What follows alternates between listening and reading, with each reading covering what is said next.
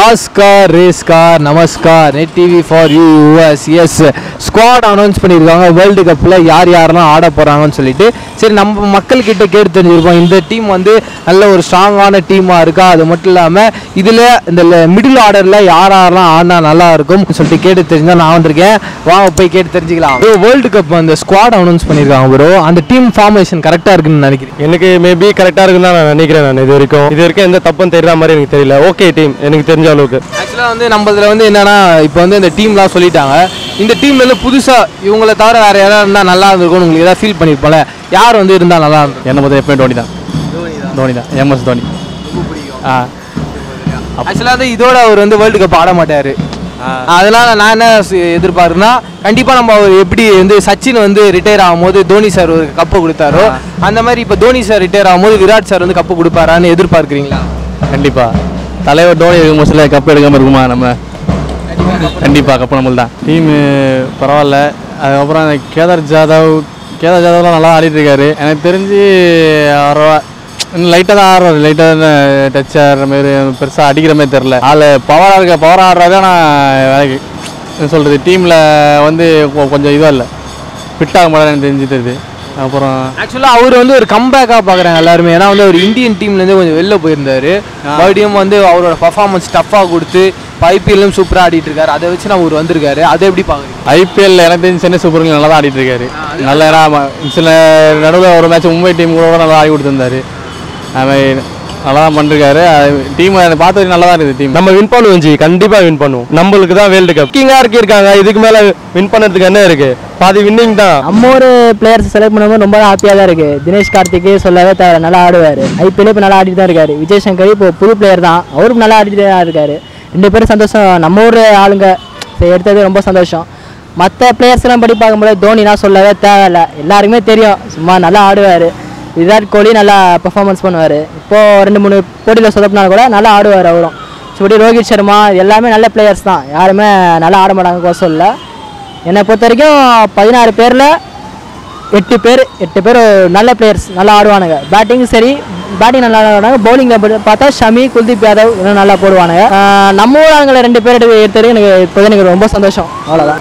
கண்டிப்பாக India win பண்ணும். எதனால அப்படி நம்பிக்கை இருக்குது, அவங்களுக்கும் அந்த நம்பிக்கை இருக்கும்ல. ஆமாம், விராட் கோலியும் இருக்காரு, இல்லை தோனியும் இருக்காரு.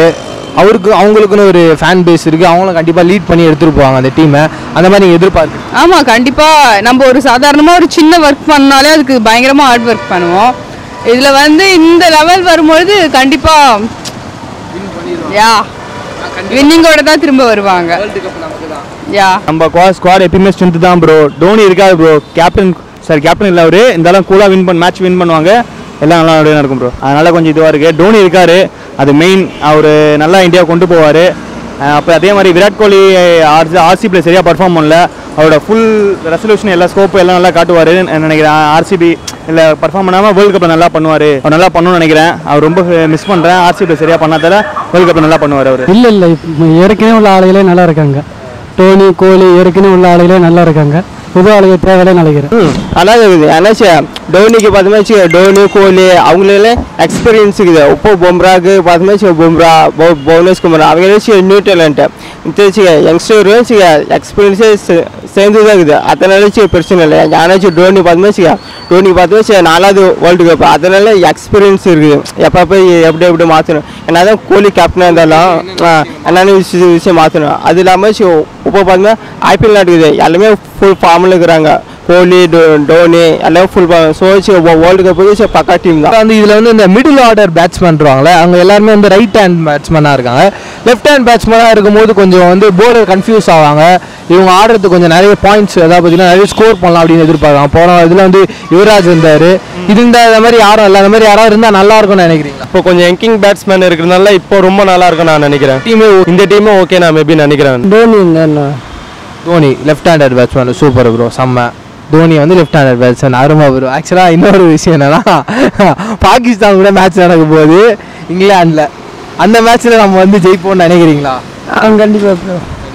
அங்கே தோனி வந்து அந்த லெஃப்ட் பேட்ஸ்மேனில் ஒரு 6 அவரோட அந்த ஷாட்டு. ஆக்சுவலாக இதில் வந்து யார் ப்ரோ கேப்டனாக இருந்தால் கரெக்டாக இருக்கும்னு நினைக்கிறீங்க? விராட் கோலி.